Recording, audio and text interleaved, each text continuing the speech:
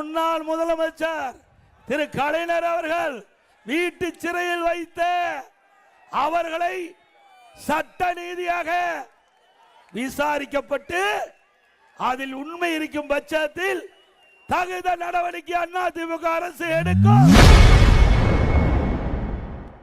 மறைந்த முன்னாள் முதல்வர் கலைஞர் கருணாநிதியை ஸ்டாலின் வீட்டுச் சிறையில் வைத்துள்ளதாக திமுக எம்பி ஆர் ராசா கூறிய ஆடியோ வைரலான நிலையில் அதற்கு நடவடிக்கை எடுக்கப்படும் என எதிர்க்கட்சித் தலைவர் எடப்பாடி பழனிசாமி அறிவித்துள்ளார்.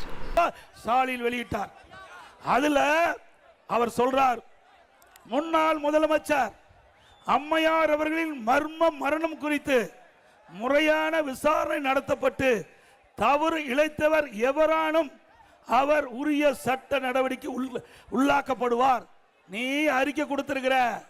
இப்போ முன்னாள் முதலமைச்சர் திரு கலைஞர் அவர்கள் வீட்டு சிறையில் வைத்து அவர்களை சட்ட நீதியாக விசாரிக்கப்பட்டு அதில் உண்மை இருக்கும் பட்சத்தில் தகுந்த நடவடிக்கை அதிமுக அரசு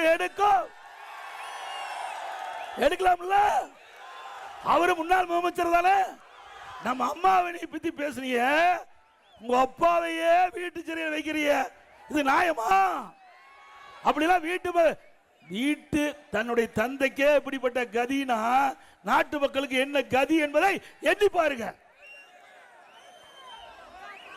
அது மட்டுமல்ல,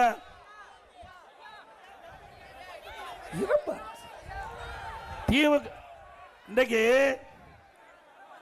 திரு துரைமுருகன் அவர்கள் 2021 அப்ப பிரச்சாரத்துக்கு போகும்போது நேற்று தினம் நேரமாயிட்டது.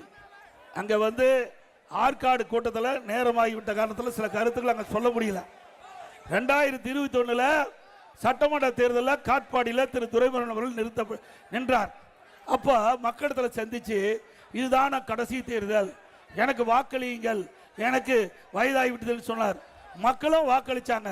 நம்முடைய வெற்றி வேட்பாளர் ராம் அவர்கள் 700 ஓட்டுல வெற்றி வாய்ப்பு இழந்துட்டார்.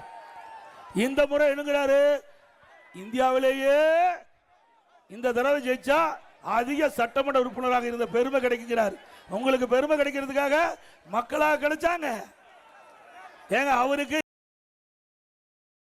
செய்திகளை உள்ளது உள்ளபடி தெரிந்து கொள்ள ரெஃப்ளெக்ட் நியூஸை சப்ஸ்கிரைப் பண்ணுங்க.